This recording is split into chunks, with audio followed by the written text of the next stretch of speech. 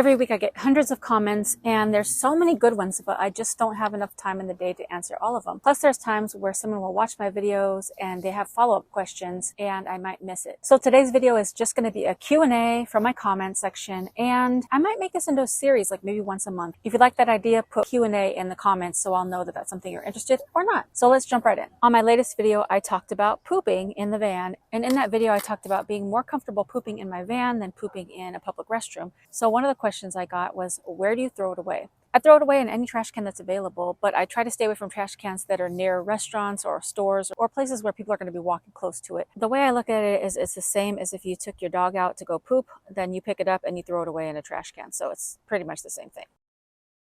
There's two ways that I cook in my van. One is with my microwave, the other way is with my Ninja Foodi. And I had two comments asking about the size of my Ninja Foodi and the power draw. So the size is a 5-quart. So a typical Ninja Foodi that you would have in a house, I think it's 6 to 8 quarts. But I went with a smaller one because I don't need to cook that much. I'm just one person. So 5 quarts is actually perfect, almost too much sometimes. And the power draw on it is 1460 watts. And that is a pretty big load. My system covers that, but it is a pretty big power draw. So when I do cook, I really need to make sure that my battery is topped up. I've tried having one of those 1-burner stoves with the propane or butane. I just didn't love cooking with it. I didn't love storing it. I didn't love refilling the butane and all these things.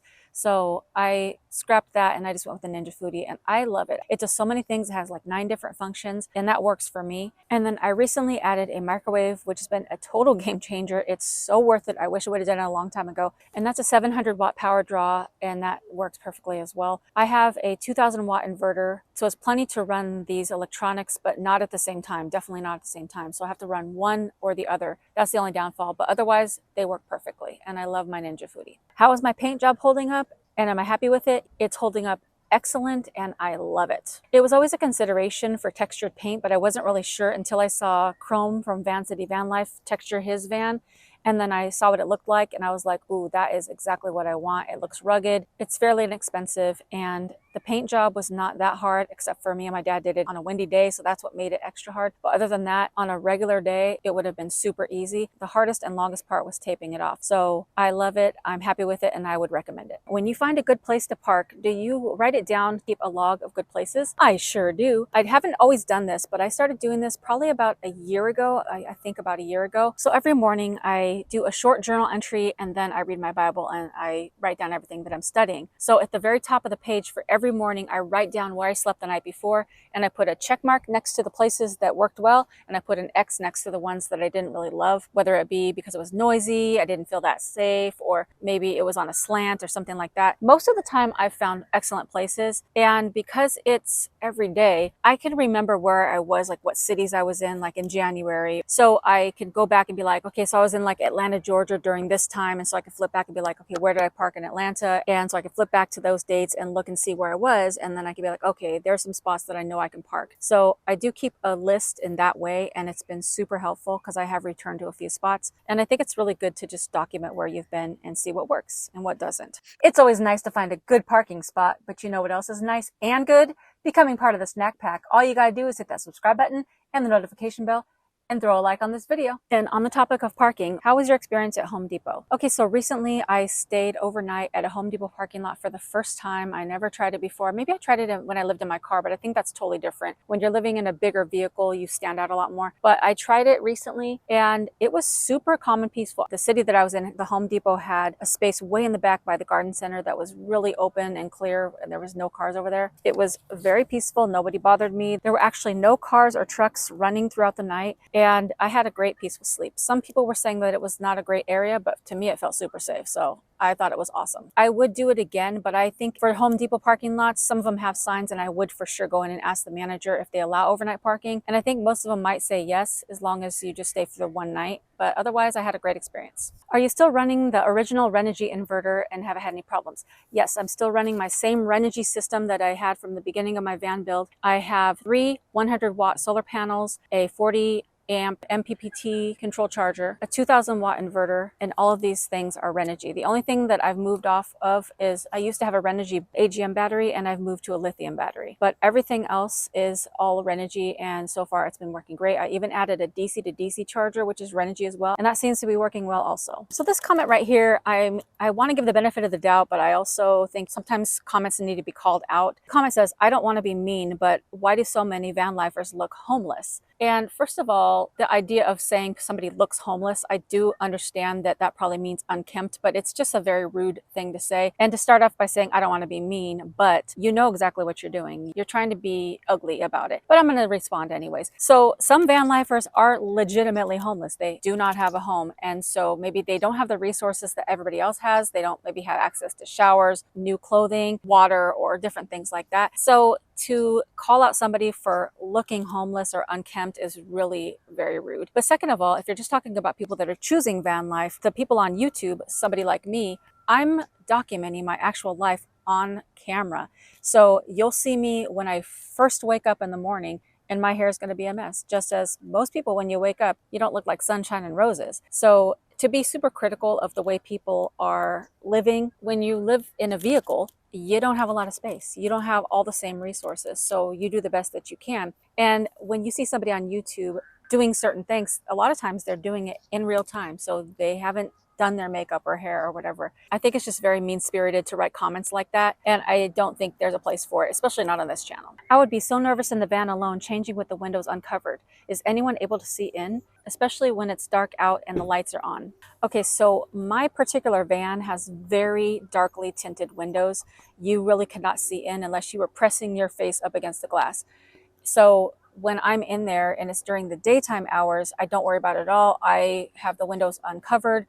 I go to the bathroom in there, I change in there, I cook in there, I do all the things in there with my window coverings off because it's very dark. And somebody would have to be really close up to see in, so I don't worry about that. When the darkness of night equals or goes below the darkness of my tint and my lights are on inside, then you can see inside. It's a little bit more dim, but you can see inside. So I'm aware of that. So once it starts to get dusk, I put my window coverings up so you can't see in at all. The window coverings black it out 100%. So I'm not ever worried about somebody seeing inside.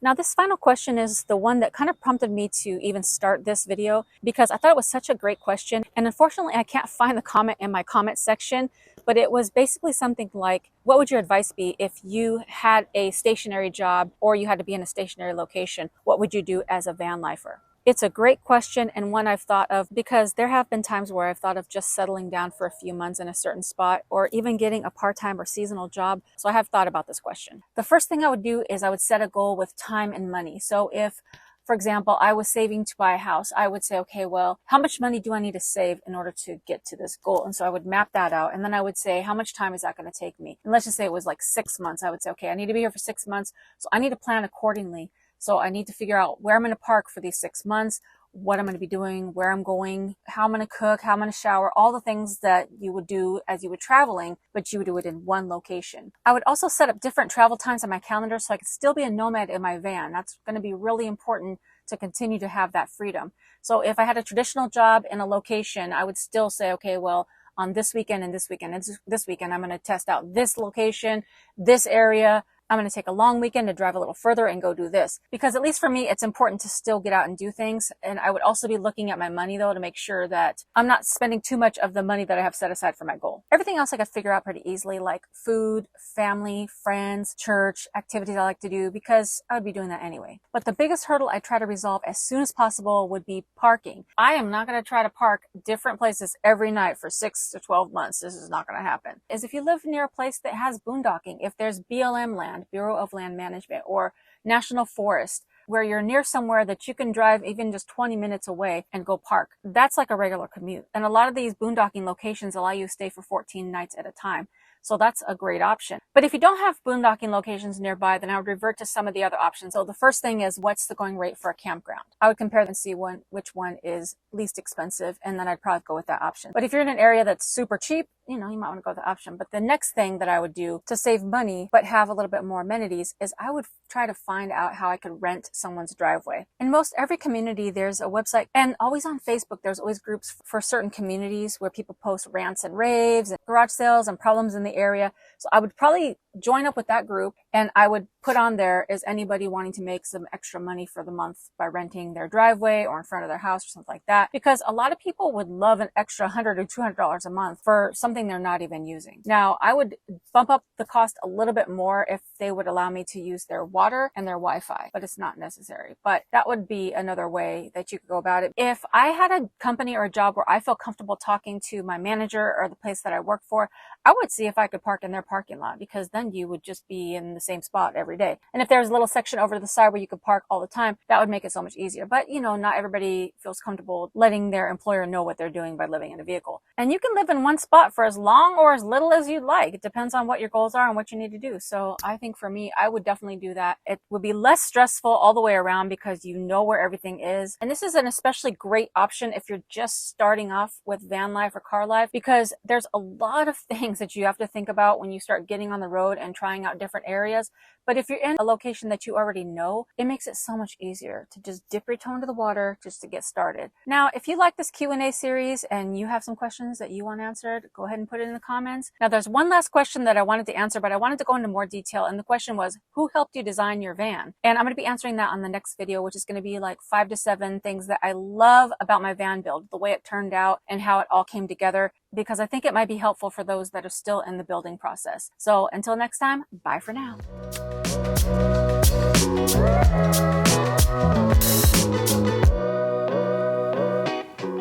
Every week I make a couple of videos. No, if you like that, if you like that idea, put it in on my list. In that video, I showed that I threw the, and in that video, and unfortunately, I can't remember. And that's a great, stop screaming spot, but you know what else is good? Become part. All you gotta do is hit that subscribe. It's always good to be, nope.